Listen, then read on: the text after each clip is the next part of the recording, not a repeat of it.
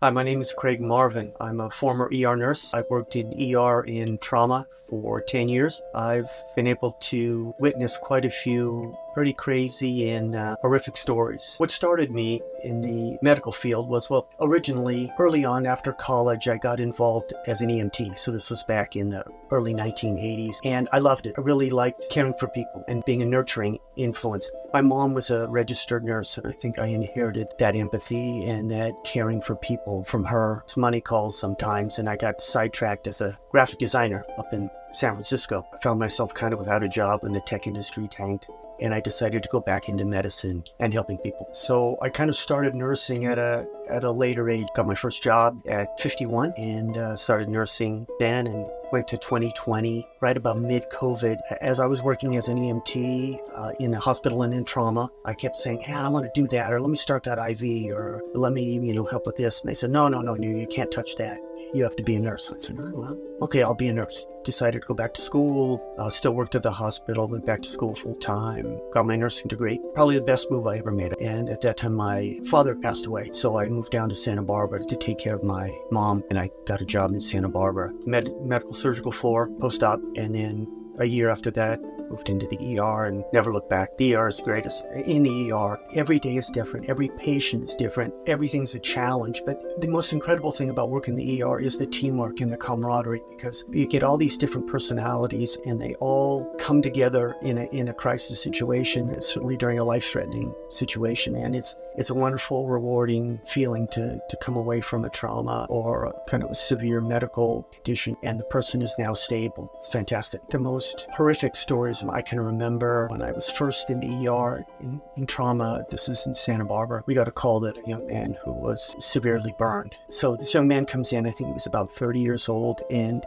he was charred almost from head to toe. And he had been working in a small enclosed space, and he was working with solvents, really hot flash fires that just boom, and your clothes are gone and melted, and your skin starts melting and gets charred. So he comes in, his face was burned. He was talking and almost had this eerie smile, like he was talking regular to us. And we're, hustling and bustling, trying to get an IV in him and he get his wounds cleaned up as best we could. That was a very humbling experience. The other thing too, if that sticks in my mind, is there's a thing called an eschardotomy. What happens, charred skin that's circumferential, meaning it's around your whole arm or the burns around your whole arm, your whole torso, your whole leg. There's this capillary permeability that happens that's kind of uncontrollable, and this fluid shifts from out of your cells and out of the intracellular space into the intracellular space, and now you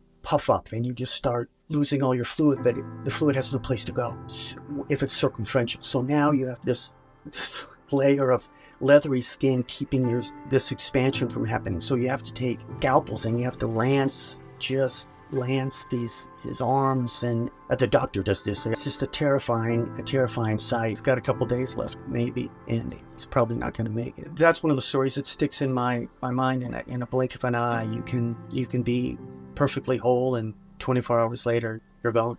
Another story that sticks out in my mind, this was in the ER in Ventura.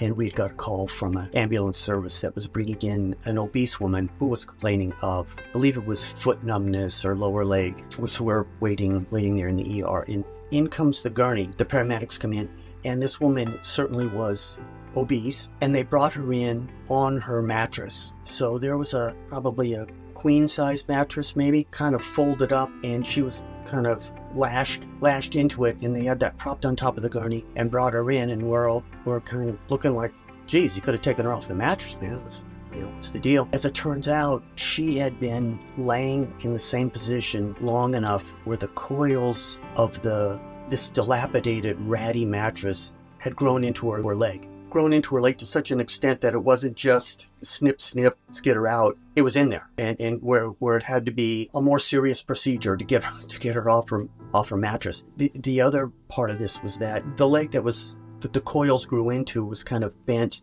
with her knee out. The other leg was straight out and was hanging over the mattress in the same position long enough where both her tibia and fibula were bent. It just from the weight of her foot had just bent her her tip fib probably 30 degrees, 40 degrees. Along with that, of course, there was the maggot population that had now taken over all these ulcers that were in between, eating the dead tissue on this one leg. So there was that. And she was calm and talking, and there was nothing else wrong with her. She kept asking, am I ever going to walk again? And that was her one question, although I don't think she's walked in 5 years. It's just one of those things that as they come into the ER, you think, how could this possibly happen? The sad part was that her caregiver was her daughter and her daughter's husband. So they just allowed this to happen. Unfortunately, that's sort of prevalent that the caregivers, certainly family caregivers, have a tendency not to take as much care as they should with another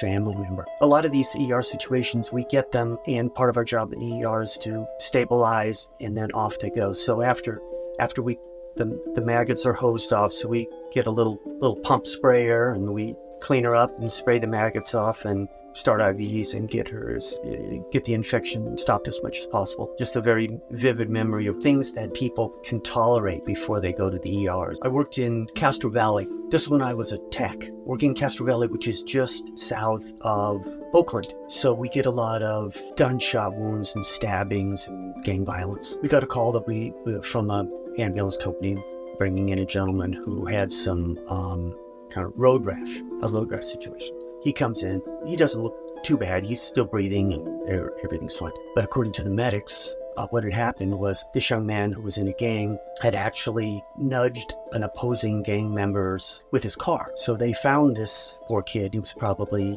18, and tied him to the back of a car and dragged him through the streets of, I guess he was in Oakland, but he ended up somewhere near Castro Valley where they dumped him off. So this young man had tied his hands together above his head, so now he's being dragged behind a car. So he comes in and he's like sanded down. He had forehead that sanded down to his skull, and his knees were sanded down to the bone, and elbows and various ankles, various parts of his body were just sanded down. Severe injuries that we certainly could take care of in the ER. So he was packed up and taken to the OR, where they did the skin grafting and did the best they could to prevent infection and heal those wounds. The whole time this young man's in there, he's cussing and swearing and stay away from me, leave me alone, I'm going to kill you if you touch me again, and on and on and on.